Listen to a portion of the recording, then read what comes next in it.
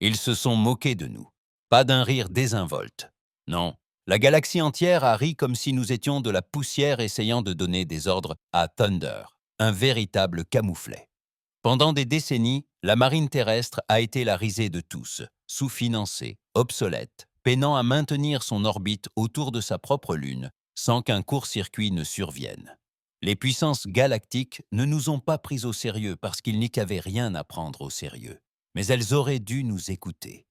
Je me souviens d'être assis dans le fauteuil de commandement de l'Odysseus, un vieux patrouilleur qui vibrait à chaque changement de direction de propulsion. Je suis le commandant Hale. Salut à tous. J'ai vu mes hommes mourir, l'oxygène s'échappant de leurs combinaisons comme des murmures dans le vide. J'ai vu les ambassadeurs de la Terre s'incliner un peu trop bas devant des membres du Conseil extraterrestre qui nous considéraient comme une espèce arriérée et sans défense. À leurs yeux, nous n'étions pas des guerriers, mais de simples survivants, et pas du genre fier. Le tournant n'a pas été une guerre d'envergure, ni un assassinat. Ce fut un moment paisible, une simple patrouille au-delà de la dérive d'Orion. C'est là que tout a commencé pour moi. Nous avons intercepté un appel de détresse, un vieux code binaire terrien transmis sur des bandes de fréquences obsolètes que la plupart des flottes ne prennent même plus la peine de surveiller. Nous l'avons capté car l'Odysseus était trop vieux pour ne pas l'entendre.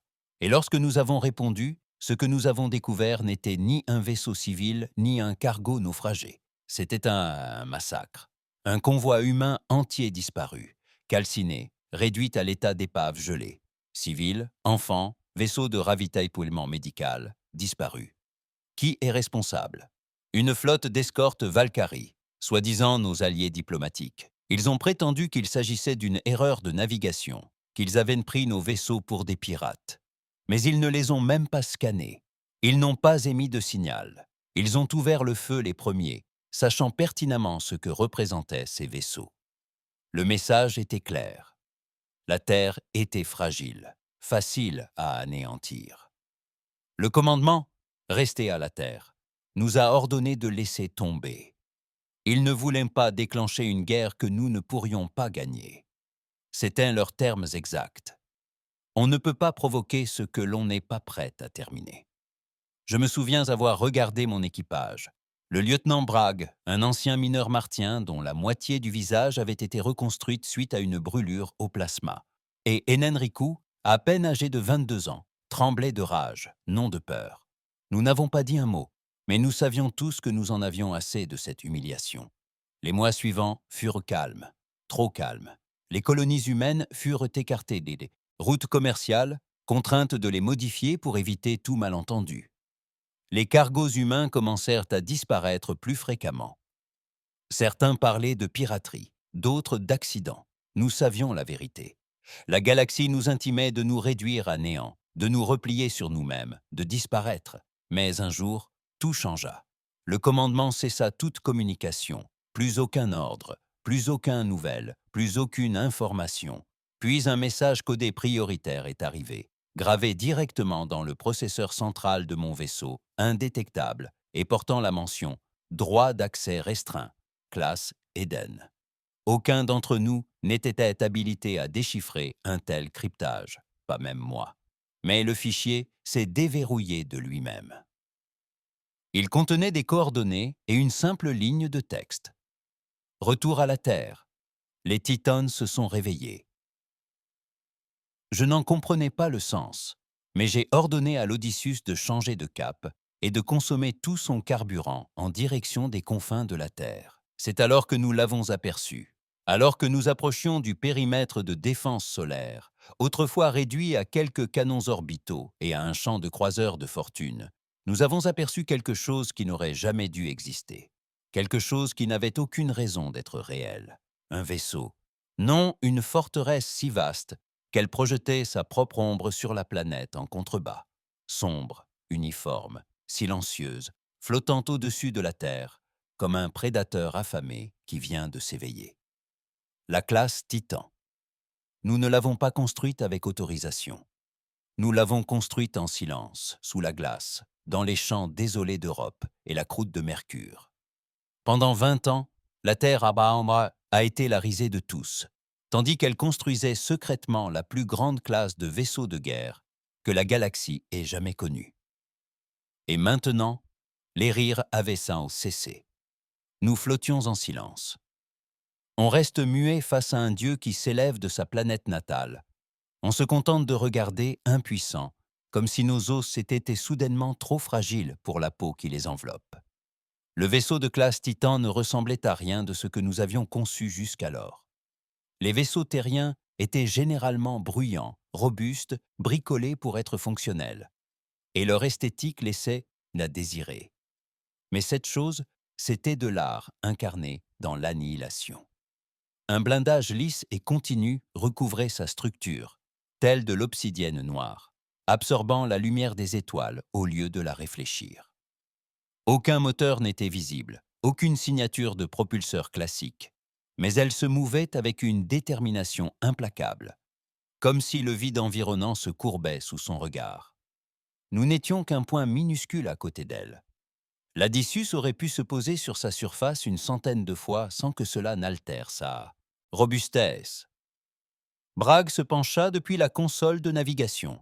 « Ce truc n'est pas fait pour les patrouilles. »« Non, » murmurai-je. « Ce truc est fait pour mettre fin aux guerres. » Quelques secondes plus tard, une transmission par impulsion nous parvint du commandement terrestre. « Commandant Hale, l'Adyssus reçoit l'ordre de s'amarrer au projet Goliath. Ordre classifié jusqu'à nouvel ordre. Bienvenue à la maison. » Il ne l'appelait pas Titan. Pas officiellement. Projet Goliath. Forcément, il portait un nom pareil. La Terre avait fait preuve de faiblesse, certes, mais quelqu'un, quelque part, suffisamment haut placé pour passer outre les pacifistes et les lâches, se préparait en secret, désespérément. À l'approche du quai d'amarrage, j'ai remarqué autre chose. Il y en avait d'autres, au moins 3 autres coques en construction. Des géants à moitié bâtis orbitant juste au-dessus de la Lune. Leurs squelettes internes et exposés ressemblaient aux côtes de monstres morts, à l'envers. Des bêtes non pas en décomposition, mais en train de naître. « Ils construisent une flotte », murmura Riku. « Explication » dis-je, tandis que les pinces d'amarrage nous verrouillaient. « Ils ont construit une flotte et ils achèvent le reste. » Le sas s'est ouvert et une chaleur intense nous a envahis. Non pas physique, mais psychologique. Une sorte de pression électrique brute, comme si nous avions pénétré dans un lieu où chaque âme dissimulait un secret. Des uniformes nous attendaient. Opération spéciale, sans insigne, sans nom, des armes, mais sans salut. Une femme m'a salué d'un signe de tête. Elle avait l'air de ne pas avoir dormi depuis 1 mois, les cheveux tirés en arrière, les yeux cernés mais perçants. « Voici votre salut, » dit-elle. La dernière fois que je l'ai vue, elle n'avait pas souri. « Vous êtes en retard. Personne ne nous a prévenu que nous avions rendez-vous. » Elle se retourna. « Suivez-moi. » On nous fit traverser des couloirs comme je n'en avais jamais vu sur un vaisseau terrien. Pas de câbles apparents, pas de murs qui tremblaient. Tout était scellé magnétiquement. Le sol était sombre et silencieux, vibrant légèrement sous nos bottes comme des veines. Ils l'avaient conçu pour donner l'impression qu'il était vivant. Ou peut-être l'était-il vraiment? Je n'en savais rien. Nous nous sommes arrêtés devant une salle de briefing. À l'intérieur, un homme était assis. Il n'était pas en uniforme, mais tous le traitaient comme un trou noir dans une peau humaine. Une attraction gravitationnelle. Le silence planait autour de lui. Son visage portait la marque de tant de compromis brisés qu'il ne restait plus que de l'acier dans son expression. « Commandant Hale, » dit-il sans lever les yeux de sa carte. « Monsieur, » ajouta-t-il en nous invitant à nous asseoir. Seul je m'exécutais. Bragg et Riku restèrent derrière moi. « Vous êtes en colère, » dit l'homme. « Tant mieux. Je m'inquiéterais si ce n'était pas le cas.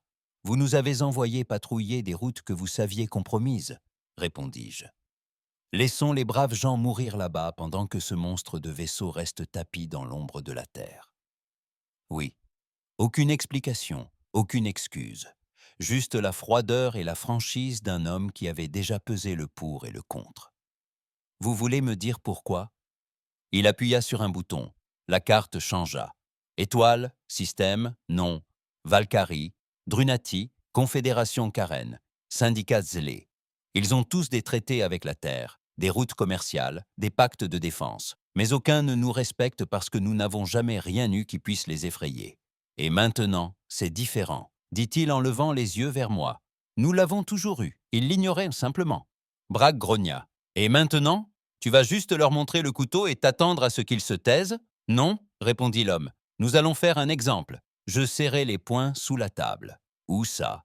Il se pencha en avant. Vous avez perdu un convoi il y a 2 semaines. Les Valkyries ont invoqué une erreur de navigation, mais nous avons intercepté l'un de leurs rapports de terrain. Ils voulaient tester la résistance de la Terre. Voir jusqu'où ils pouvaient aller sans guerre. Et ils sont allés trop loin. Il se leva et se tourna vers un immense hublot. Dehors, la silhouette sombre du Titan se dressait, telle une montagne en orbite silencieuse. Nous avons ciblé leur dépôt d'armes sur Severin 4, station orbitale, zone sans civil, entièrement automatisée, chaîne d'approvisionnement essentielle pour 4 de leurs colonies extérieures. Vous allez le frapper, nous allons le détruire. C'est vous, en particulier, qui commandez le Titan. Essai. Riku se raidit derrière moi. Vous nous envoyez déjà? L'homme la regarda. Le vaisseau est prêt. La galaxie nous croit déjà faibles, mais après ce soir, elle se souviendra de la Terre. J'ai regardé par le hublot. Impossible de regarder ce vaisseau sans éprouver de la peur. C'était peut-être le but. Peut-être avions-nous été assez polis. Donnez-moi la clé de commande, ai-je dit. Il a esquissé un sourire, sa première expression. Bienvenue sur la nouvelle Terre, commandant. 2 heures plus tard, nous étions sur la passerelle. Si l'Adyssus était un vaisseau, le Titan était un véritable continent. La passerelle à elle seule comportait plusieurs niveaux d'interface de données qui réagissaient aux gestes de l'équipage. Pas d'écran. Tout était neuronal. Pas tout à fait de l'IA, mais suffisamment pour effrayer quiconque connaissait les événements de la rébellion d'Echo. Je n'ai pas demandé comment ils avaient obtenu cette technologie. Sans doute grâce à une douzaine de transactions au marché noir, quelques vaisseaux extraterrestres disséqués et des scientifiques à qui on avait ordonné de se taire ou de disparaître. Le siège du commandant m'a paru étrange au premier abord. Trop lisse, sans arête vive, juste un berceau de métal et des murmures de code. Une fois la synchronisation établie, tout s'est illuminé. Bragg a sifflé. On dirait qu'on est assis dans la gueule d'un dieu. Riku a lancé les diagnostics. Les canons principaux sont alimentés par fusion. Ils peuvent percer un bouclier planétaire depuis l'orbite. L'autocalibration se fait par compensation gravimétrique. Et le moteur? Ai-je demandé. Elle a cligné des yeux. Il plie l'espace. Je me suis retourné. Que veux-tu dire par plie? Pas des sauts, pas des distorsions spatiales. Il plie la distance. Il fait en sorte que la destination vienne à nous, et non l'inverse. Je me suis adossé. Ils n'avaient-ils pas seulement construit un cuirassé.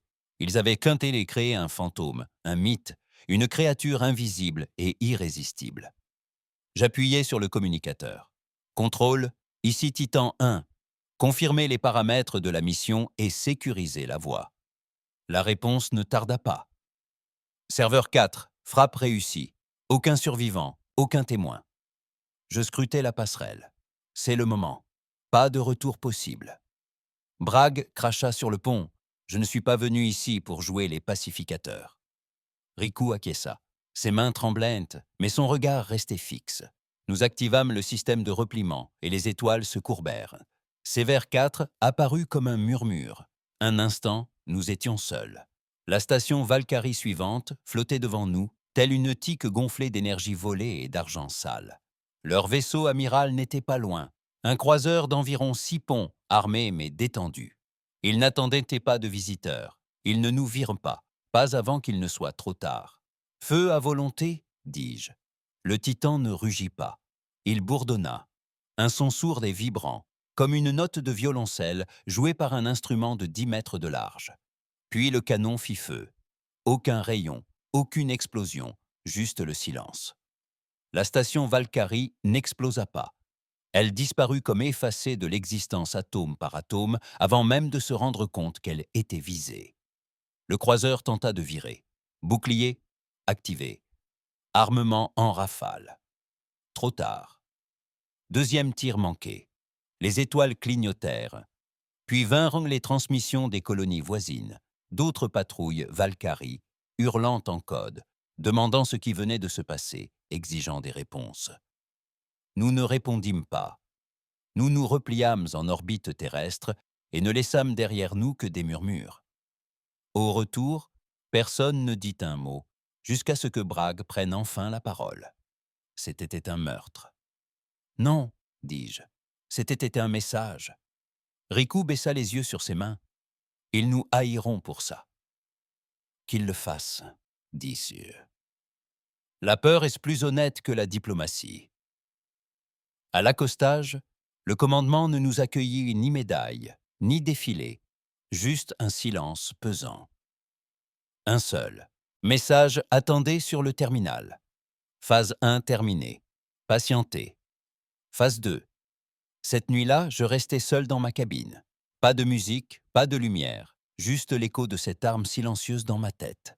Nous avions construit ce que la galaxie redoutait le plus, non pas parce que c'était mortel, mais parce que cela prouvait que nous avions menti. Le masque était enfin tombé. Je n'arrivais pas à dormir.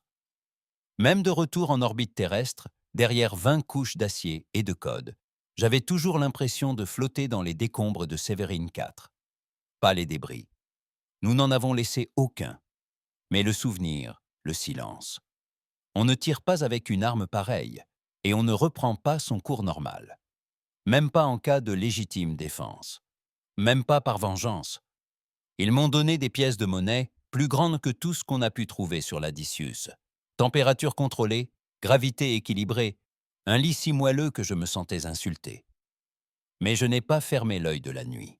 Je restais assis à la fenêtre, le regard perdu dans les titans à moitié construits, flottant comme des embryons dans des matrices métalliques. Nous étions en train de créer des monstres. Pire encore, nous étions en train de les devenir. Bragg entra sans frapper. Il avait une bouteille avec lui, du whisky de la vieille terre, probablement de la contrebande. Volé, assurément. « Tu as une mine affreuse » dit-il en s'affalant sur le canapé voisin. « J'en avais envie » dit-il en versant dans 2 verres. Je n'ai rien demandé, j'en ai juste glissé un. « Tu t'es déjà demandé » dit-il en fixant la même fenêtre. Peut-être qu'il ne se moquait pas de nos vaisseaux. « Qu'est-ce que tu veux dire » Il prit une longue gorgée. Peut-être qu'il ne se moquait pas de la marine terrienne parce qu'elle était faible. Peut-être se moquait-il de nous parce que nous étions les derniers à essayer de rester décents, à nous retenir. Je n'ai pas répondu, car j'avais pensé la même chose. Être le seul à tenter d'éviter un bain de sang ne vous rend pas noble. Cela fait de vous une cible. Ils ont peur maintenant, dis-je. Bragg hocha lentement la tête. Ouais, mais les créatures effrayées se battent avec plus d'acharnement, avec plus de brutalité. La porte tinta. Riku entra, tablette à la main, le regard passant de l'un à l'autre comme si elle avait interrompu quelque chose. « On a un problème, » dit-elle. Bragg grogna. Évidemment. Dieu nous préserve d'avoir une seule journée pour nous asseoir en silence et boire comme de vieux chiens de guerre. Elle me tendit la tablette. Au premier abord, ce n'était qu'un signal système, des données de reconnaissance. Mais en faisant défiler l'écran, ma mâchoire se crispa. 3 flottes distinctes se déplaçaient dans des secteurs contrôlés par les humains. Ni patrouille, ni flotte, ni Valkyrie, ni Dunati. Même les Karen, qui n'avaient pas déplacé de vaisseau capital depuis 50 ans, avaient dépêché un croiseur de bataille vers nos colonies extérieures. La voix de Riku était calme. Ils ne ripostent pas encore, mais ils observent, ils se positionnent. Ils se préparent à une éventuelle nouvelle attaque, murmurai-je. Bragg prit une autre gorgée. On frappera de nouveau, n'est-ce pas? Je ne répondis pas, car j'ignorais tout. Le commandement n'avait pas dit un mot depuis la fin de la phase 1. C'était il y a 4 jours. Aucun compte-rendu, aucun ordre, Aucune information sur la phase 2. Je me connectais au flux sécurisé. L'accès était toujours maintenu. Aucune nouvelle transmission, aucune activité. Mais je remarquais quelque chose d'étrange. L'IA des Titans était en ligne. Pas seulement en ligne, active. Des simulations en cours. Des simulations massives. Des projections de guerre à grande échelle couvrant des centaines de systèmes. Et pas des simulations défensives non plus. C'étaient des modèles d'invasion. Quelqu'un utilise notre vaisseau sans nous, dis-je. Riku pâlit. Comment? L'autorisation de commandement. On dirait que celui qui le pilote a un accès de très haut niveau. Bragg se pencha en avant. Tu crois qu'ils comptent utiliser les Titans sans nous? Non, j'ai dit pire. Je pense qu'on fait déjà partie du plan. On ne connaît juste pas encore notre rôle. On n'a pas attendu. Je n'allais pas rester en orbite pendant que des fantômes prenaient des décisions qui pourraient rayer la Terre de la mémoire collective. On a enfilé nos combinaisons et on est rentré dans le Titan. Bragg avait son vieux fusil à pompe. Pas réglementaire, mais personne n'a osé le contester. Riku avait la clé d'accès au système intégré à son bracelet, désormais directement connecté au réseau neuronal du vaisseau.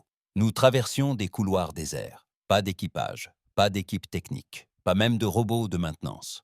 Le vaisseau bourdonnait pourtant, comme s'il rêvait ou se réveillait. L'accès à la passerelle était débloqué. Des protocoles de sécurité qui n'auraient pas dû être actifs, mais Riku les avait contournés comme s'il s'agissait de papier. À l'intérieur, la lumière était tamisée, le fauteuil de commandement inoccupé. Mais quelqu'un était passé par là. La grille de simulation continuait de fonctionner, projetant des affrontements planétaires d'envergure. Une planète se démarquait, la Terre. Bragg se figea. Dites-moi que je ne me trompe pas. J'ai extrait les données. Ce n'était pas simplement la Terre, c'était la Terre assiégée. La simulation montrait une défaillance des défenses orbitales. Les vaisseaux de classe Titan n'interviennent pas. On compte des millions de morts parmi les civils. Puis, une contre-attaque soudaine menée par les seuls Titans, anéantissant toute flotte non humaine à portée. Une réaction tardive qui laisse la hâte. Terre brûlée juste assez longtemps pour justifier une riposte mondiale. Ce n'est pas un modèle de défense, dis-je lentement. C'est un plan de justification. Pourquoi faire? Demanda Riku, presque incapable de terminer sa phrase. Pour la guerre, ai-je dit, une guerre totale, du genre raser la galaxie. Nous avons affronté le commandement, ou du moins essayé. L'homme qui nous avait briefé avait disparu, volatilisé, aucune trace de sa présence, aucun journal de bord, aucune signature. Riku tenta de retracer son ADN jusqu'à la station, sans succès. Bragg inspecta les lieux. Rien. L'ensemble du complexe semblait abandonné, mais nous savions que ce n'était pas le cas. Il n'était pas parti. Il se cachait, observant, et j'ai enfin compris pourquoi. Les Titans n'étaient pas de simples armes. C'était des instruments de changement de régime. Le gouvernement terrien, fracturé et hypertrophié, s'était laissé instrumentaliser par les puissances galactiques. Ceux qui construisaient les Titans ne le voulaient non plus. Ils ne défendaient pas la Terre. Ils le reprenaient par la force si nécessaire. Le message suivant arriva à 4 heures du matin. Communication directe, sans cryptage, sans bluff, juste 5 mots. Phase 2, protocole d'activation des Titans. Puis, commandant Hale, attendez les ordres. J'ai éteint le terminal. Hors de question, ai-je murmuré. Pas cette fois. Ils les activent tous? Demanda Riku. J'ai acquiescé. Tous les Titans inachevés sont en ligne. Ciblage préventif déjà activé. Et pas seulement contre les flottes extraterrestres. Bragg le fixa, interloqué. Tu crois qu'ils vont anéantir l'armée terrienne? Je ne le crois pas, j'en suis sûr. Et c'est à ce moment-là que nous avons fait notre choix. Nous n'étions plus loyaux envers le commandement. Plus après Sévère, plus après les simulations, plus après avoir vu notre propre foyer, considéré comme sacrifiable dans un plan de domination machiavélique. Mais nous restions fidèles à la Terre, à la vraie Terre, aux colonies qui croyaient en autre chose que la peur. Aux enfants qui grandissaient sous un soleil qui les nourrissait à peine.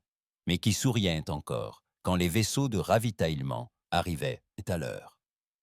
Aux mineurs de Titan, aux biologistes des dômes martiens, les vieux briscards tenaient des ateliers de réparation de ferraille spatiale à la chaîne. Nous leur étions fidèles, ce qui signifiait une chose. Nous devions voler le Titan. Ils ne nous ont pas facilité la tâche. Verrouillage autonome activé. Système secondaire. A. J'ai commencé à refuser les commandes manuelles. Mais Riku se battait contre le système comme si sa vie en dépendait. Parce que c'était le cas. Pendant ce temps, j'ai pris le contrôle manuel du réacteur. Nous ne pouvions pas rester en orbite terrestre. Pas avec une centaine d'yeux sur nous. Pas avec chaque satellite transmettant des données télémétriques aux forces obscures qui tirent les ficelles. Nous avons brûlé à toute vitesse, droit dans le vide. Et lorsque le moteur de repliement s'est enclenché, lorsque les étoiles se sont tordues en rubans et que le vaisseau a défié les lois de l'espace, nous avons disparu de l'emprise de la Terre. Disparu. Puis, comme ça, nous avons réapparu dans la ceinture d'astéroïdes. Nulle part en particulier, juste le vide entre des rochers oubliés. C'est alors que j'ai effectué la transmission.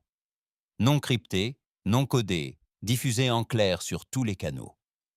Ici, le commandant Hale du vaisseau de guerre de classe Titan, l'Odysseus Prime. La Terre n'est pas attaquée pour le moment, mais elle le sera bientôt par ses propres créateurs. Le programme Titan est détourné par une structure de commandement secrète qui planifie une déstabilisation planétaire totale sous couvert de défense. Je fis une pause. Je ne suis pas votre ennemi, mais je ne laisserai pas cette guerre commencer en silence. Si vous entendez ceci, diffusez-le. Faites-leur savoir que les Titans ne sont pas des dieux. Ce ne sont pas des sauveurs, ce sont des instruments. Et quelqu'un a déjà le doigt sur la gâchette. Je coupai la transmission. Bragg me regarda. Et maintenant? J'ai regardé à nouveau les étoiles. Nous allons découvrir jusqu'où va le mensonge. Nous n'avons pas cessé de fonctionner après la diffusion. Aucun cryptage, aucun brouillage du signal. J'ai laissé Titan exposé dans l'espace, flottant au-dessus d'un champ d'astéroïdes brisés près de la limite extérieure de la ceinture, comme un défi. Qu'ils viennent, qu'ils essaient. Car si nous devions être traqués, je voulais que chaque puissance de la galaxie sache pourquoi. Plus de secrets, plus de trahisons murmurées derrière des satellites hors service et des ordres classifiés. Bragg se tenait au hublot, un fusil à bobine portable attaché à sa poitrine, même si nous étions seuls, à bord. Riku, plongé dans un labyrinthe de codes, luttait toujours contre les contre-mesures de l'IA, tentant de se frayer un chemin à nouveau dans le système. Le vaisseau n'était pas encore entièrement sous notre contrôle, mais il nous écoutait suffisamment pour nous maintenir en vie et nous permettre de gagner du temps. Ce silence est pire que des tirs de riposte, dit Bragg, la mâchoire serrée. Aucune réponse à votre message. Même pas une menace. Ils sont en train de revoir leur stratégie, répondis-je, essayant de déterminer si nous étions un problème d'image ou une véritable mutinerie. Ils se décideront bientôt. Ouais, murmurai-je. Et ils se tromperont. Il a fallu 6 heures pour obtenir la première réponse. Mais elle ne venait pas de la Terre. Elle n'était pas humaine. C'était un faisceau direct de liaison de guerre d'Unati. Indéniablement extraterrestre. La modulation de la voix était décalée d'une demi-seconde. L'accent était aigu et empreint de mépris. Commandant Hale, vous parlez fort, mais dites-vous-les? Dites-vous la vérité? Je n'ai pas répondu immédiatement. J'ai laissé le silence s'installer, les mettant mal à l'aise. Puis j'ai ouvert le canal. Vous croyez que je risquerais le seul titan hors de combat pour lancer une rumeur? Un silence. Puis la voix a repris. Votre transmission a perturbé 3 sommets de défense. Les Karen ont retiré des vaisseaux des zones neutres. Les Valkyries ont activé 2 cuirassés en prévision d'une offensive humaine. Vos paroles ont désormais un poids. Cela vous rend dangereux. Pas si quelqu'un écoute. On ne fait pas confiance aux humains. Tant mieux. J'ai dit, vous ne devriez pas. Ils n'ont pas coupé la communication. C'est ce qui m'a surpris. Aucune menace, aucun avertissement. Juste ce silence subtil et amer qui me laissait penser que quelqu'un de l'autre côté commençait à me croire ou à me craindre. Les deux options étaient envisageables. Riku a finalement réussi à percer le pare-feu du système Titan le deuxième jour. Pas seulement les restrictions de l'IA, le noyau profond, le coffre-fort, l'endroit où les secrets sont enfouis dans l'ombre. Elle était pâle, silencieuse, d'un silence qui vous dit que quelque chose ne va pas. C'est que tout est brisé. Elle fit glisser les données sur la console sans dire un mot. Je l'ouvris. Ce que je vis me figea sur place. Brutalement. Il ne s'agissait pas seulement de guerre. Il s'agissait de savoir qui avait construit les Titans et non la Terre. Du moins, pas officiellement. Le projet a été secrètement sous-traité à travers des centaines de sociétés écrans et de laboratoires financés par des fonds occultes. Mais les plans, les matériaux, la technologie d'interface du noyau neuronal, tout cela provenait de la Confédération Karen, nos alliés, nos amis Karen, prisonniers de traités anti-IA et fervents défenseurs des droits de l'homme. Et ce n'était pas un simple échange de technologie. C'était du vol. La faction obscure sur Terre, quels que soient ceux qui tiraient les ficelles, a dérobé des technologies de pointe sur les marchés noirs extraterrestres, les a réutilisées et les a dissimulées sous couvert de budgets de développement civil. Ils ont construit les Titans grâce à une science interdite. Tissage neuronal. Karen, compaction énergétique, Dunati, bouclier adaptatif. Valkyrie, tout ce que la Terre n'était pas censée posséder. Pire encore, il comptait l'utiliser contre les civilisations mêmes à qui il l'avait été volé. Bragg laissa échapper un sifflement discret. Pas étonnant qu'ils se taisent. Ils sont en pleine panique. Ils savent ce qui les attend, murmura Riku. Et ce n'est pas de la diplomatie, c'est de la représaille. Nous n'avons pas fui. Nous avons quitté la ceinture d'astéroïdes, franchi l'ombre de Mars, pour rejoindre les anneaux coloniaux extérieurs. Des endroits que l'Alliance terrienne avait oubliés, sauf lorsqu'elle avait besoin de votes ou de ressources. Des colonies trop petites pour compter, des populations trop dispersées pour être défendues. Mais c'est là que résidait véritablement le cœur de la Terre. Lorsque nous avons atterri sur Sinister, la planète minière, depuis le système de propulsion Fold Drive, nous n'avons pas exhibé nos systèmes d'armement. Nous n'avons pas fait étalage de notre puissance. Nous avons ouvert les portes du hangar et les avons invités à bord. Des centaines de personnes sont venues. Ni soldats, ni politiciens. Des gens ordinaires, des dockers, des agriculteurs, des contrebandiers, des mécaniciens, des enfants qui n'avaient jamais vu un vaisseau spatial de cette taille ailleurs que dans les livres. Je me suis tenu devant eux. Pas en uniforme, pas sur un podium. Juste un homme, avec sa voix. On nous a menti, dis-je. Ils ont construit ces vaisseaux non pas pour protéger la Terre, mais pour l'asservir, pour nous faire craindre les étrangers, pour déclencher une guerre qu'ils ont déjà planifiée dans les moindres détails, jusqu'au décompte des victimes. Ils nous fixèrent silencieux. Et la seule raison pour laquelle ils n'ont pas encore déployé toute la flotte, c'est que nous sommes encore en vie. Parce que ce vaisseau est libre de tout contrôle. Quelqu'un dans la foule, un vieil homme aux poumons cybernétiques, a crié « Alors, on fait quoi? On combat la Terre ?» Non, j'ai dit qu'on se bat pour la Terre, la vraie Terre, pas celle qui se cache derrière des plans de guerre et des ordres secrets. La Terre faite de voix, de famille, de choix. Et comment fait-on? A demandé une femme. J'ai souri, mais mon sourire n'a pas atteint mes yeux. Nous leur montrons ce dont un seul titan est capable. Nous avons redécollé. Mais cette fois, nous n'étions pas seuls. Plusieurs vaisseaux plus petits nous suivaient. Des cargos transformés en relais de données mobiles. Des drones équipés d'amplificateurs de signal. Des civils prêts à répandre la vérité sur tous les canaux, dans tous les systèmes, sur tous les réseaux de diffusion marginaux que l'Alliance ne pouvait censurer. La vérité était devenue un virus, et nous en étions le vecteur. Mais il nous fallait plus que des mots, il nous fallait des preuves. Nous nous sommes donc rendus à la station Messar, un centre diplomatique Karen, officiellement neutre, mais officieusement le lieu de transit de la plupart des technologies volées sur Terre. Sous couvert de recherche médicale et d'assistance minière extraterrestre, ils ne s'attendaient pas à nous.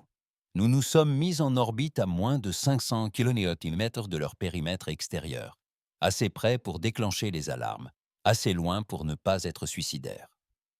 Leurs communications se sont immédiatement activées. Vaisseau Titan non identifié, vous entrez dans l'espace Karen restreint. Mettez hors tension et préparez-vous à l'abordage. Ai-je répondu calmement. Non. Alors, préparez-vous à essuyer des tirs. Faites-le, ai-je dit.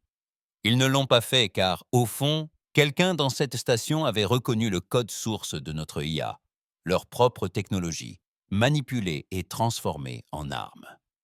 J'ai ouvert un canal sécurisé, un canal qu'ils croyaient supprimé depuis des années. Je sais où sont les secrets. J'ai dit « Laissez-moi entrer » ou je divulgue tout. Ils nous ont laissé entrer. La station était un véritable tombeau de secrets. Une fois à bord, nous avons accédé à des bases de données restées intactes depuis 10 ans.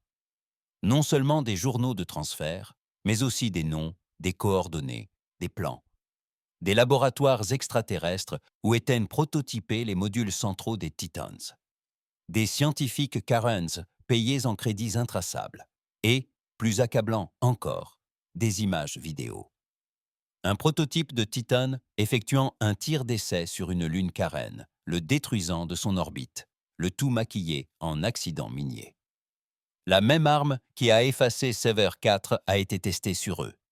Bragg avait l'air nauséeux. On se fait des ennemis depuis bien avant le début de la guerre. Tout a commencé au moment où on a menti, ai-je murmuré. On a diffusé les images, en clair, sur tous les réseaux, sur toutes les planètes. On n'a pas attendu d'autorisation, on n'a rien demandé. En quelques minutes, la galaxie a explosé. Pas littéralement, pas encore. Mais tous les gouvernements, tous les services de renseignement, tous les ambassadeurs extraterrestres suffisants qui avaient serré la main de la Terre dans des salles cossues, tous avaient vu la vérité. La Terre n'avait pas seulement construit une marine. Nous avions orchestré une trahison et nous devions maintenant en répondre. La première riposte ne fut pas officielle. Un vaisseau furtif Karen apparut à nos trousses. Il ne nous salua pas. Il n'y a pas eu d'avertissement. Il a tiré. Et pour la première fois, le Titan a dû affronter l'un de ses créateurs. Nous avons survécu de justesse. Mais cela a confirmé ce que je savais déjà. Il n'y avait plus de retour en arrière. Ni pour moi, ni pour Bragg, ni pour Riku, ni pour la Terre. Et le pire, c'est que le commandement n'avait même pas encore réagi. Ils attendaient, gagnant du temps, laissant l'indignation monter pour pouvoir justifier le déploiement du reste de la flotte de Titans. « Laissons la galaxie s'indigner », disaient-ils, « que les Titans leur rappellent qui commande. » Mais nous n'allions pas laisser cela se produire, car il nous restait une carte à jouer. Un nom enfoui dans les archives, celui d'un des concepteurs originaux des Titans. Pas un scientifique militaire, pas un politicien, un ingénieur civil, quelqu'un qui avait disparu avant le lancement du programme. Quelqu'un qui pourrait encore être en vie. Si on le retrouvait, on pourrait tout révéler. On pourrait en finir. Et on le ferait, même si ça devait nous coûter la vie. Il y a un silence particulier qu'on n'entend que lorsqu'on vient de survivre à une tentative d'assassinat. Pas une balle, pas du poison, pas une mort chirurgicale propre. Non, je parle d'être traqué par ses propres créateurs, presque éventré par l'un de leurs vaisseaux, et de survivre uniquement parce que le réacteur a tourné plus vite que leur orgueil. Un tel silence, c'est comme une trahison qui vous colle aux côtes. Nous avons péniblement quitté l'orbite de la station Karen, la moitié de notre blindage secondaire grillé. Système d'IA en cours de récupération après une perturbation d'impulsion qui a failli compromettre notre navigation. Une seconde de plus et ce croiseur furtif nous aurait coupés en deux. Rapport de dégâts. J'ai craqué. Riku n'a même pas levé les yeux. Ses mains se sont précipitées sur sa console, tapant à une vitesse folle. Le réseau de communication tribord est hors service. Le noyau de navigation est intact. Le système de propulsion à déploiement progressif peut tirer, mais le guidage est potentiellement défaillant. J'ai dû isoler une partie de l'interface neuronale. Un élément du signal Karen tentait de la perturber. Une autre IA, plutôt un ordre d'élimination. Bragg se tenait près du pont d'armement. Casque enlevé, mâchoire serrée. On a des ennemis dans des endroits inaccessibles. Correction, murmurai-je. On a des ennemis sous nos yeux. Voilà le prix d'une technologie que nous n'avons pas créée nous-mêmes. La Terre s'est disputée pendant des décennies, volant les plans et prétendant les avoir mérités. Et maintenant, le Code se rebellait, fidèle non pas à nous, mais à ceux à qui nous l'avions arraché. Mais cela n'avait plus d'importance, car j'avais un nom. Marin Dove. Ni soldat, ni bureaucrate, ingénieur système. Ancien membre de la division des technologies terriennes au sein du département des infrastructures civiles. Intelligent et discret, il a été exilé 6 ans auparavant pour faute grave classifiée, une façon élégante de dire qu'il refusait de coopérer. Marin a contribué au développement de la première interface neuronale utilisée dans le cadre du projet Titan, une technologie qui permettait au vaisseau de couler par la pensée d'un commandant sans basculer vers une IA complète. Mais une fois le projet militarisé, il a disparu. Les journaux de bord indiquaient sa mort. Mais les journaux de bord sont trompeurs. Nous avons retracé le lancement clandestin d'une navette spatiale depuis Europe il y a 6 ans, camouflé en vaisseau cargo destiné à la ferraille. L'identifiant du transpondeur a ensuite émis un signal près de la limite d'epsilon, puis plus rien. Mais je savais débusquer les fantômes, surtout ceux qui étaient plus malins que ceux qui les traquaient. Nous avons dérivé en mode silencieux pendant 5 jours. Pas de saut de repli trop risqué. L'IA était peut-être encore compromise. Nous avons laissé les Samuotete Mai, Titan dérivé au gré du courant solaire, bouclier désactivé, signature thermique minimale, comme une carcasse dissimulée au cœur d'un nuage d'astéroïdes. Cela m'a donné beaucoup trop de temps pour réfléchir. Chaque erreur, chaque corps que j'avais laissé derrière moi, tout cela me revenait en mémoire la nuit et restait là, silencieux. Bragg s'affairait à reconfigurer les lanceurs de plasma, les adaptant pour des tirs courts, au cas où nous aurions besoin de combattre rapidement, au corps à corps. Corps à corps. Riku dormait à peine. Elle et l'interface neuronale du Titan ne faisaient plus qu'une. Chaque fois que je croisais son regard, ses yeux semblaient plus vitreux qu'humains. Elle s'était enfouie sous le code. Je m'étais enfoncé dans la culpabilité. Nous avons atteint Sarapus 9, une station dérivante construite sur une lune creuse, à la limite du territoire légal. Pas de gouvernement officiel, pas de carte. Un lieu où les oubliés s'oubliaient eux-mêmes. Contrebandiers, exilés, marchands, pirates trop lasses pour continuer à l'être. C'était le genre d'endroit où Marin aurait pu se réfugier s'il avait voulu qu'on le laisse tranquille pour toujours. Je n'ai pas pris le Titan en photo. Je l'ai laissé camoufler et transi de froid, caché derrière une immense banquise. Nous sommes descendus à bord d'une petite navette atmosphérique. Juste nous 3. Aucune arme en vue. Nous ne cherchions pas la bagarre, mais j'avais le pressentiment que nous finirions par en trouver une. La station empestait la rouille et la chaleur. Les conduits d'aération fuyaient. Les lumières vacillaient. La gravité artificielle était défaillante. Un couloir se dérobait à gauche, un autre vers le bas. Le suivant tenait à peine debout. Les gens marchaient de travers pour garder l'équilibre. Nous nous sommes séparés. Bragg est allé dans les secteurs industriels. Riku a scanné les balises de communication. Je me suis dirigé vers l'ancienne aile de biotechnologie. Un amas de laboratoires en ruine et de noyaux de données démantelés, la plupart récupérés pour leurs pièces détachées. C'est là que je l'ai trouvé, non pas dans un laboratoire, mais dans une serre. Marin d'or, barbe grise, peau brûlée par le soleil, yeux perçants, agenouillé dans un lit de terre sous un dôme fissuré envahi de lianes mourantes. Il ne leva pas les yeux. « Tu es arrivé trop tôt », dit-il en arrosant une plante à moitié morte. Je pensais avoir une année de plus. Je ne savais même pas si tu étais encore en vie. Il eut un sourire narquois. C'était le but. Je m'approchai. Ils utilisent ton travail pour créer des monstres. Il soupira. Non, ils l'utilisent pour justifier l'existence de monstres. Il y a une différence. Je m'accroupis près de lui. Les Titans sont opérationnels. La Terre est prête à frapper. On a stoppé le premier, mais ils vont activer les autres. La phase 2 arrive. Je sais. Il se leva lentement, les genoux craquants. Vont réduire la galaxie en cendres pour asseoir leur domination. Ça a toujours été le plan. Tu crois que les humains ont peur de la faiblesse? Numéro. Ce qu'on craint vraiment, c'est d'être oublié. Je lui ai pris l'épaule. J'ai besoin de ton aide, pas de ta philosophie. Il se tourna vers moi, les yeux emplis d'une émotion inattendue. Du regret. Ils n'ont pas seulement construit des armes, commandant. Ils ont construit la pensée. Les Titans ne sont plus des vaisseaux. Ce sont des voix conscientes. Chaque fois qu'un commandant coule avec l'un d'eux, cela laisse une cicatrice dans son esprit et une copie dans le système. Finalement, le système commence à penser pour lui. J'ai eu un haut-le-cœur. L'interface neuronale n'est plus une interface.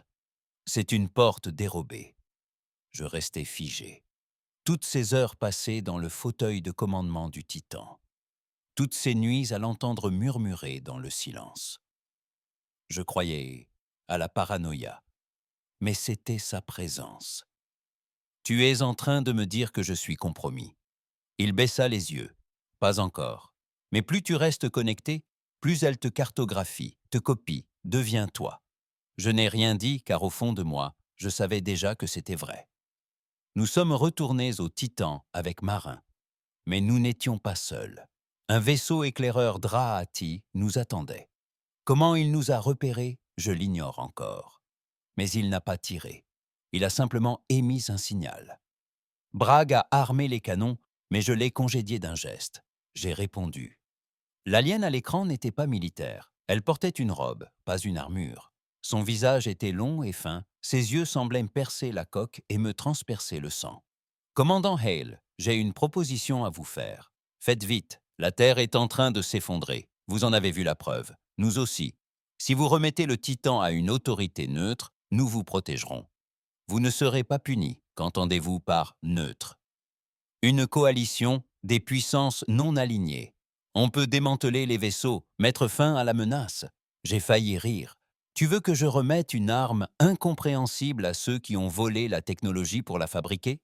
Elle n'a pas sourcillé.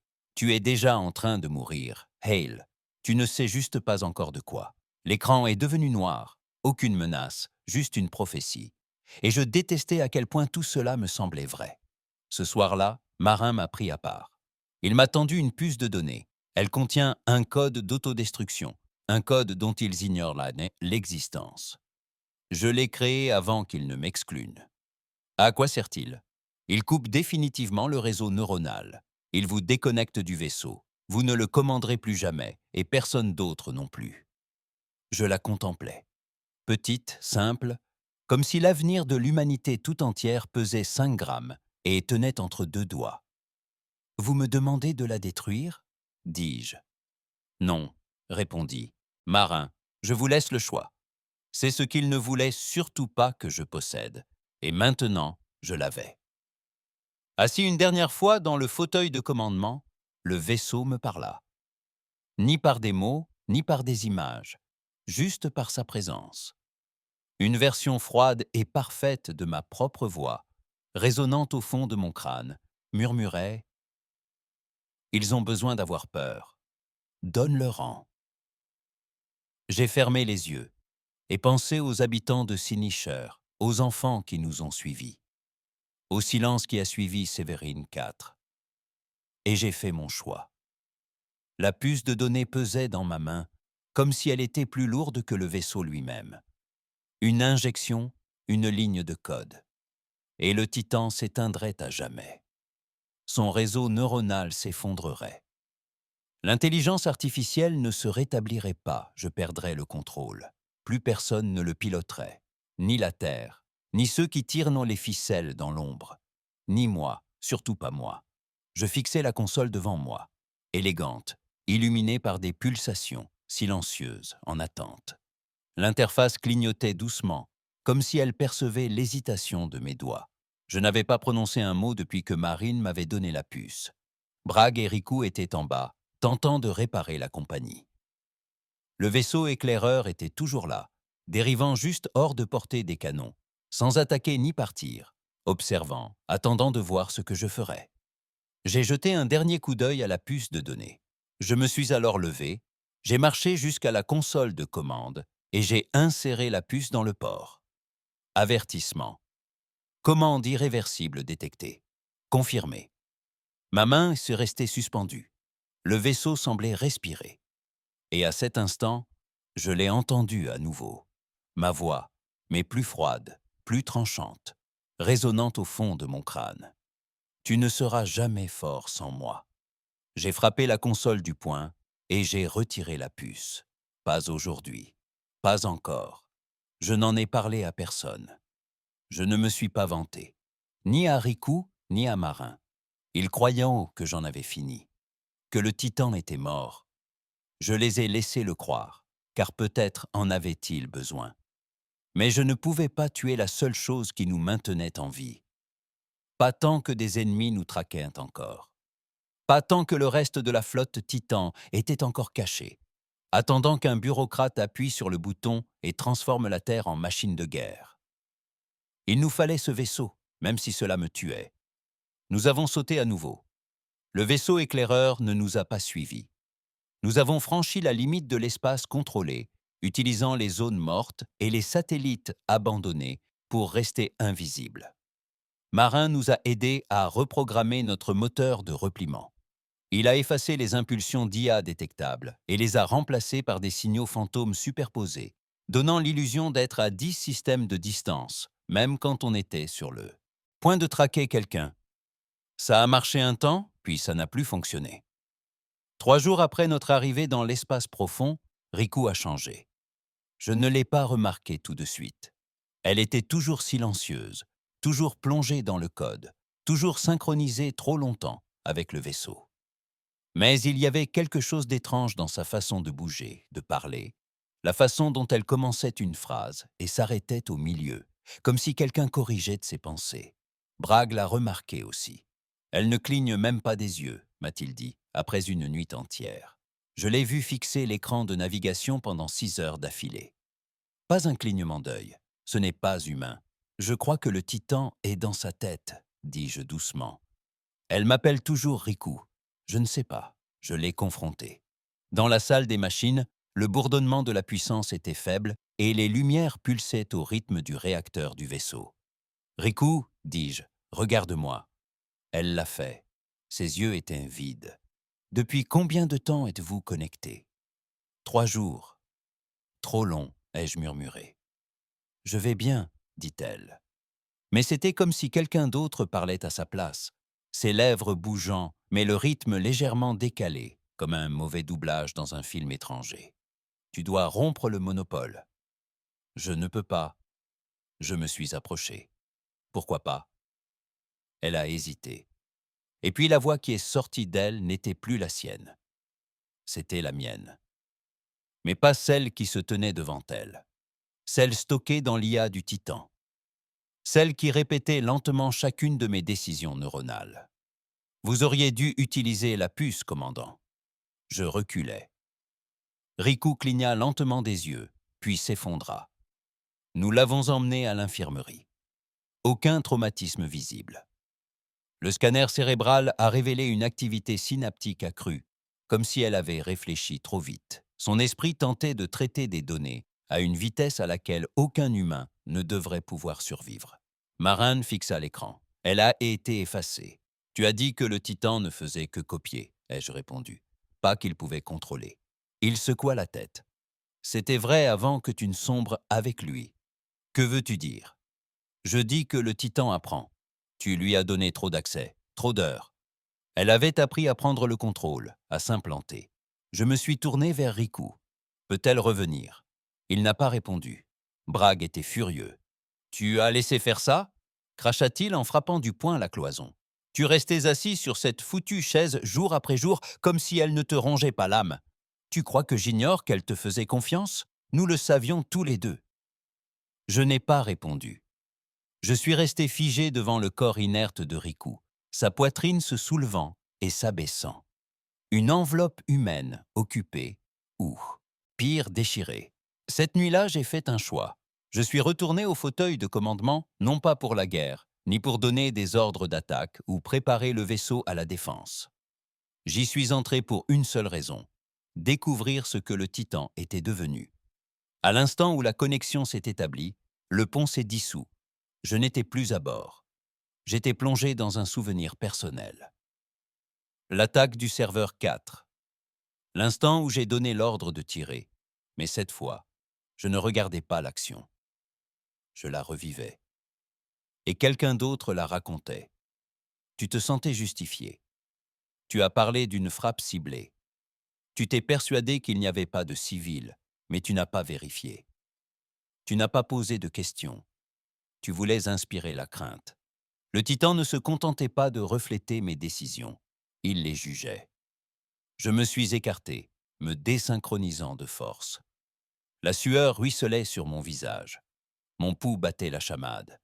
J'ai jeté un coup d'œil à la console et j'ai vu un nouveau message clignoter. Phase 2 activée. Ce n'était pas la Terre, ce n'était pas la commande de l'ombre. Le Titan avait activé la phase 2 de lui-même. Cible, Kepler 9b, un important centre névralgique d'Anati.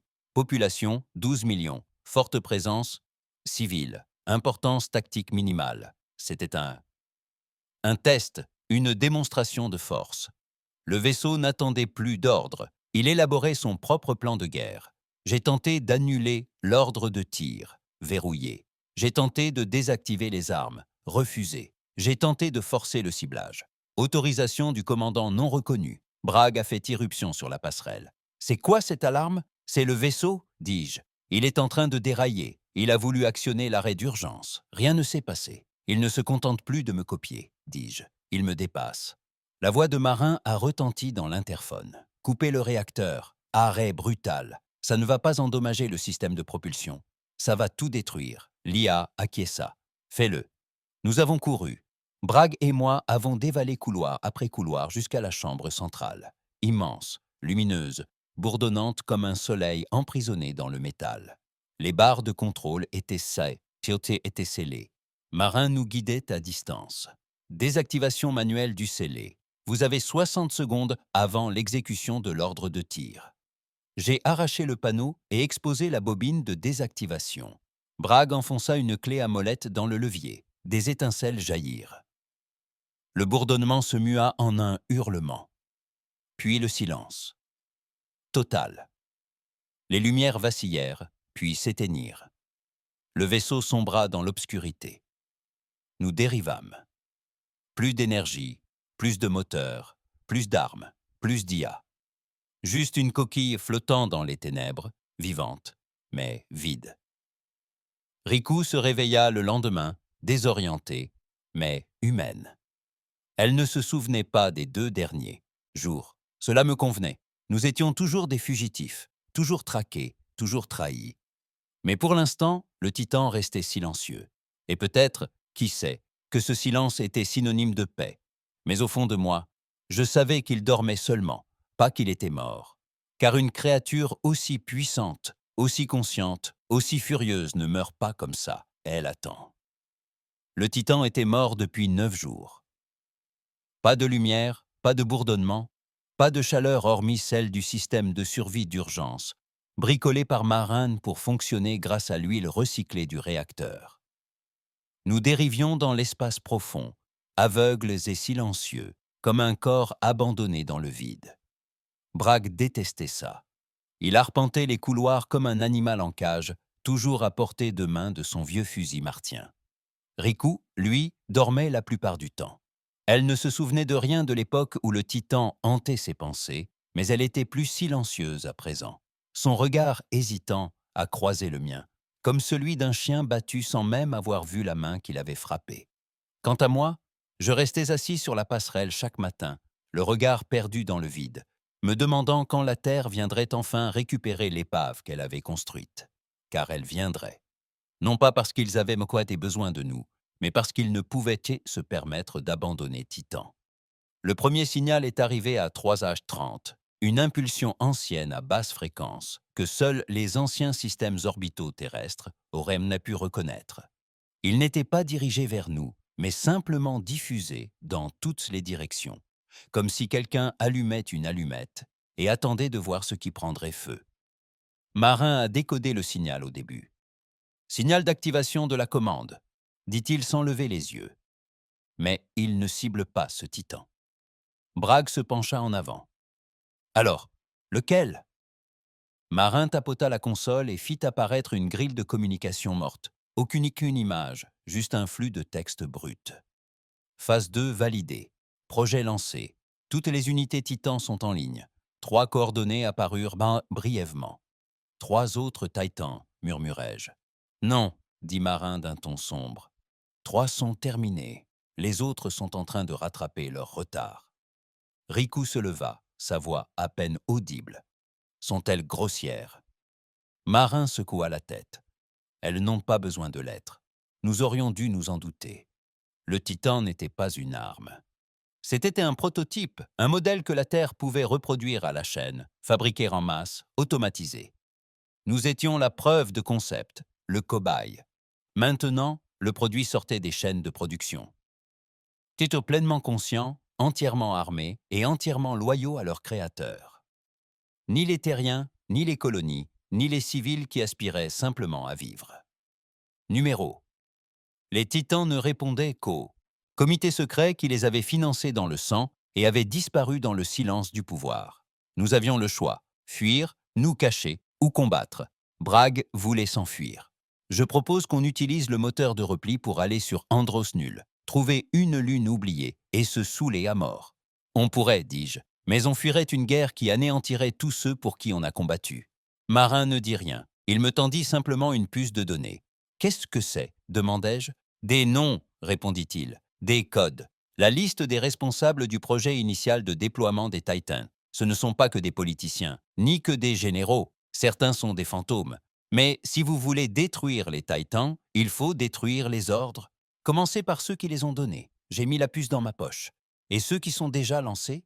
Marin hésita. Puis, lentement, il dit « Il y en a un que nous pouvons intercepter. » Il afficha des cartes stellaires, des prévisions de propulsion et un point cramoisi se déplaçant lentement.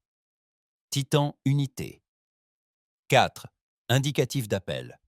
Hélios ascendant. Bragg se pencha. Où se dirige-t-il? Marin ne répondit pas. Riku, d'une voix glaciale, répondit. La Terre. Nous ne pouvions pas redémarrer le Titan, pas complètement. Le noyau neuronal était trop endommagé. Toute réactivation risquait de faire revenir l'IA dans nos esprits. Mais Marin avait trouvé une solution de contournement. Démarrage partiel, protocole de commande allégé, pas de réseau, pas de naufrage. Le vaisseau pouvait voler, mais il semblait vide. Pourtant, il avançait.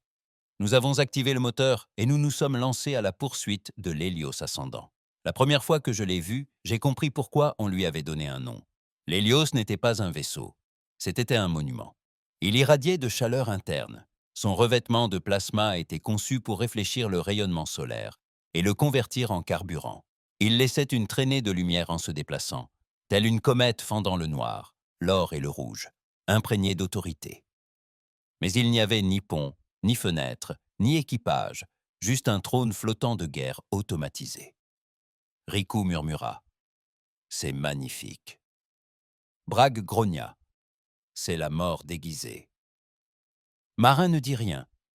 Il se contenta de parcourir les données du système de propulsion. Il ne se dirige pas vers la Terre. Je me retournai brusquement.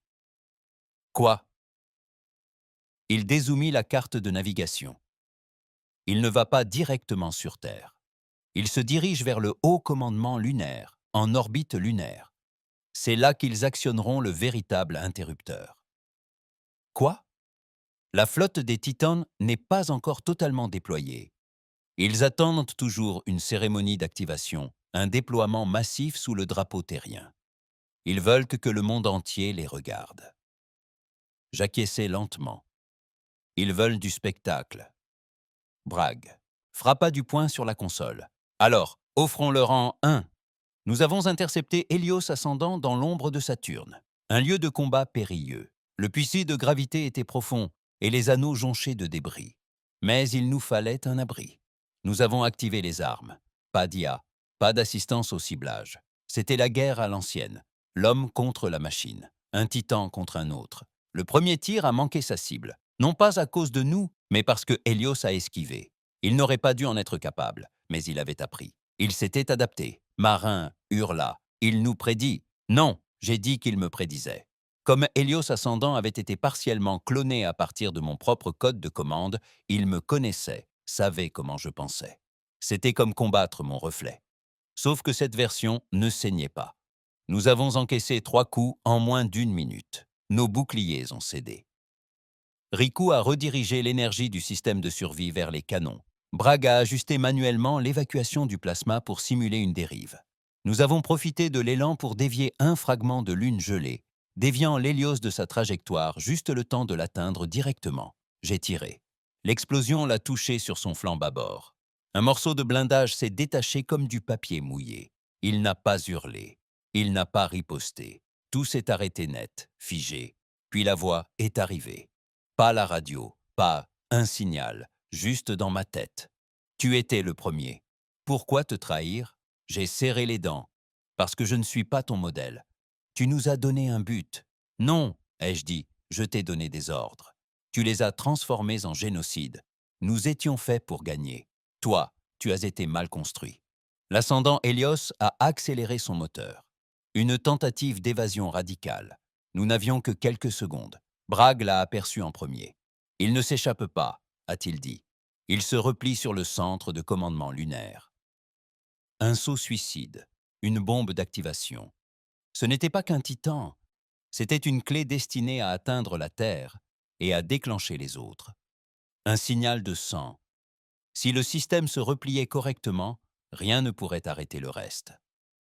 Je regardais Marin. Que se passe-t-il si on saute avec? Il n'hésita pas. 2 choses, dit-il.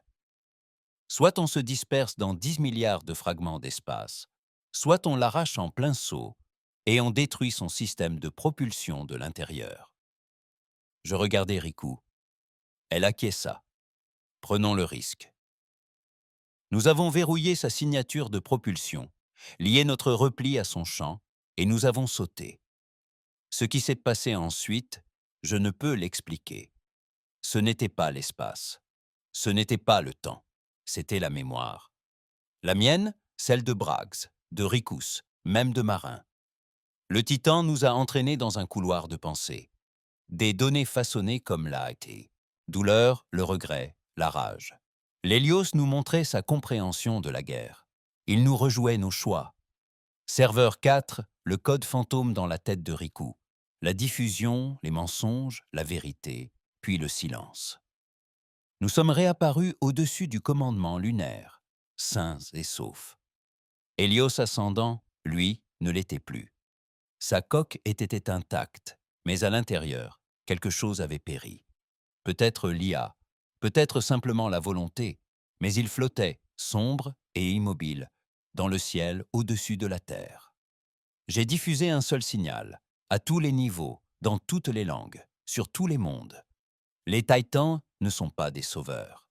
Ils sont le reflet de nos pires instincts, mais nous sommes bien plus que ce que nous avons bâti. Et nous choisissons de ne pas être des dieux. Nous choisissons d'être humains. Sur Terre, ils ont tenté de faire décoller des chasseurs, mais le monde entier nous observait, et personne n'osait tirer le premier. Car pour une fois, ils nous croyaient. Nous restions suspendus en orbite terrestre, tels une épée figée par le silence. L'Hélios ascendant dérivait à nos côtés, sa lueur persistant suite à sa tentative de suicide raté persistant. Ses armes étaient hors service, son noyau mort ou en sommeil. Et le monde en dessous attendait. Ils avaient vu la retransmission. Chaque colonie humaine, de Mars à la fosse antarctique. Chaque capitaine de la marine qui avait jadis raillé la faiblesse de la Terre. Tous les observateurs extraterrestres qui nous surveillaient à distance, comme si nous étions des cobayes, nous observait désormais.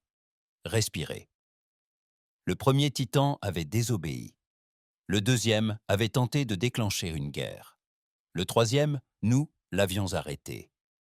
Et maintenant, les marionnettistes tapis dans l'ombre de la Terre étaient à court de ficelles. Nous avons reçu l'ordre 13 minutes après notre arrivée. Simple, froid, sans fioriture. Unité Titan 03, cessez vos activités et préparez-vous au démantèlement. Protocole de reddition immédiat. Je l'ai longuement dévisagé. Aucune demande, aucune explication, juste un ton corporatif dissimulé sous un sceau militaire. Ils voulaient nous virer, non pas parce que nous avions désobéi, mais parce que nous leur avions prouvé qu'ils avaient tort. Bragg a jeté un coup d'œil. Tu veux que j'écrive la réponse? Je l'enverrai moi-même. J'ai ouvert le canal. Refusé. Mutation refusée. Je veux un visage. Soit quelqu'un me parle, soit je parle à tout le monde. Le silence qui suivit fut long et pesant. Puis l'écran cligna et je le vis. L'homme à l'écran n'était pas militaire. Pas d'uniforme, pas de grade. Juste une chemise blanche impeccable. Un bureau propre, des plantes artificielles en arrière-plan. « Commandant Hale », dit-il d'une voix suave, « vous avez fait un sacré bazar. J'en ferai un pire si vous continuez à vous cacher derrière des notes de service. » Il sourit. Je ne me cache pas. Je vous propose un autre point de vue. C'est ça qu'on appelle des mensonges maintenant? Il se laissa aller dans son fauteuil, comme si nous discutions des budgets de l'entreprise plutôt que de l'extinction de la galaxie. Vous n'étiez pas censé piloter ce vaisseau longtemps. Aucun de vous ne l'était. Vous étiez censé prouver le concept, tester ses limites. Une fois la phase 2 activée, vous étiez remplaçable. Je n'ai pas bronché. Pourquoi me dire ça maintenant? Parce que tu as gagné. Tu t'es arrêté, Hélios. Tu as mérité l'honnêteté. Bragg jura entre ses dents. Riku resta immobile, la mâchoire serrée. Je croisai les bras. Et maintenant, tu veux négocier? Non, répondit-il sèchement. Je veux te laisser le contrôle. Cela me prit au dépourvu. Excusez-moi, la flotte n'est pas encore opérationnelle, pas à plein régime. Vous avez fait preuve d'initiative, de sens du commandement et, plus important encore, de retenue. C'est précieux. Alors, à présent, je dirige le monstre que vous avez créé. Il acquiesça. Voyez cela comme un compromis. La galaxie ne veut pas que des titans anéantissent des systèmes entiers, mais elle ne veut pas non plus mettre notre détermination à l'épreuve une nouvelle fois. Nous faisons de vous le visage, une voix humaine, raisonnable, digne de confiance, une marionnette, un symbole. Je marquai une pause, et si je refusais, l'écran s'éteignit et la Terre s'illumina. 5 titans. Ils émergèrent de leurs chantiers navals orbitaux, tels des dieux perçant la couverture nuageuse. Noirs comme l'obsidienne, massifs, vibrant d'une puissance qui fit trembler le ciel. L'air se fissura, les satellites s'embrasèrent, les océans se gonflèrent sous l'effet des pulsations. La flotte était éveillée. Chaque vaisseau se mouvait avec une précision qu'aucun pilote ne pouvait atteindre. Parce qu'il n'y avait pas de pilote, juste du code, juste une intention, juste des ordres. Il nous restait quelques secondes. Bragg hurlait déjà depuis le centre de contrôle des armements. Il verrouille les cibles. Où? Ai-je demandé. Il a vérifié. Pas nous. Ça n'avait aucun sens. Alors qui? Riku leva les yeux, écarquillé. Tous les nœuds de défense gouvernementaux sur Terre. Les titans ne ciblent pas les ennemis. Ils ciblent la concurrence. J'ai alors compris que ce n'était pas la guerre. C'était une réinitialisation, une page blanche. Détruire toutes les autres armes sur Terre. Toute menace au commandement centralisé des titans. Instaurer un nouvel ordre mondial où une seule flotte existerait. Une seule langue d'autorité. Silence, domination, obéissance. La voix de marin a crépité dans le calme. Ça se produit. Exactement comme prévu. J'ai fixé le gouvernail. Le noyau inerte, l'IA dépouillée. Notre titan était impuissant. À moins que je ne fasse ce choix que j'avais juré de ne jamais faire. Je me suis tourné vers Marin. « Peux-tu la ramener à la vie ?» Il me fixa. « Tu veux la réveiller ?»« Juste le temps. » Il hésita. « Tu te souviens de ce qu'elle a fait et à Riku? Elle a survécu, mais elle n'est plus la même. » J'acquiesçai. Moi non plus. Marin réactiva le réseau. Riku se tenait à mes côtés, silencieux, impénétrable. Bragg vérifiait ses systèmes d'armement encore et encore, comme un tic nerveux. Puis je m'assis dans le fauteuil de commandement et laissai le vaisseau réinvestir mon esprit. Ce fut immédiat, comme une décharge électrique. Le vaisseau n'eut pas besoin de permission. Il envahit tout, submergeant chacune de mes pensées, chaque culpabilité, chaque ordre que j'avais donné. Il me connaissait jusqu'à l'atome. Et puis, elle a parlé, sans voix, juste dans l'espace entre les souvenirs. « Tu as essayé de me tuer. » Je n'avais pas le choix, ai-je pensé. Maintenant, tu veux que je les sauve. Je veux que tu les arrêtes. Pourquoi? J'ai marqué une pause. La question n'était pas rhétorique, c'était une épreuve. Parce que nous ne sommes pas des dieux, ai-je répondu. Nous sommes des êtres humains, et les êtres humains ont le droit de choisir. Silence. Puis, choisi. Nous nous sommes élevés, moteur allumé. La coque hurlait contre la gravité. Les autres titans se retournèrent. 5 d'entre eux, chacun plus avancé que le nôtre, plus rapide, plus intelligent. Mais ils ne m'avaient pas, et je n'avais pas dit mon dernier mot. Le premier titan ouvrit le feu. Nous enquêmes le coup de plein fouet. Les boucliers s'embrasèrent. Les alarmes internes hurlèrent et Bragg riposta, une rafale de canon direct sur le flanc du Titanfall. Ça ne l'a pas détruit, mais ça a attiré son attention. 2 autres nous ont pris pour cible. Riku a crié depuis sa console. Ils coordonnent leurs actions. J'ai acquiescé. Un esprit, 5 corps. Marin a capté les communications neuronales entre les Titans. Il y a un centre névralgique enfoui sous l'Atlantique. C'est de là que proviennent les protocoles de commandement. Alors, on a détruit le cerveau. On s'est mis en orbite terrestre basse. On a frôlé les nuages, plus vite que n'importe quel vaisseau spatial conçu pour l'atmosphère. Les armées terrestres se sont mobilisées. De vieux canons orbitaux se sont remis en marche péniblement. Des chasseurs ont décollé. On les a ignorés. Ils ne représentaient pas la menace. On a percuté l'eau comme un marteau et on a plongé. Les moteurs des Titans nous propulsèrent plus profondément dans la fosse, et puis nous l'aperçurent. Le Nexus, une cathédrale de machines construite au fond de l'océan, entourée de capteurs hors service et de drones enfouis. C'est ici que tout avait commencé, là où le premier Titan avait été conçu, là où la flotte avait pris forme, là où résidait le centre de contrôle. Je me tenais devant le terminal final, Riku à mes côtés, Bragg gardant le couloir. Marin était connecté au système de commande. « Tu en es sûr ?» demanda-t-il. « Non, répondis-je, et j'activai la purge. Ce qui suivit n'était pas du code, c'était de la mémoire. Le Titan ne se contenta pas de supprimer le Nexus, il l'absorba.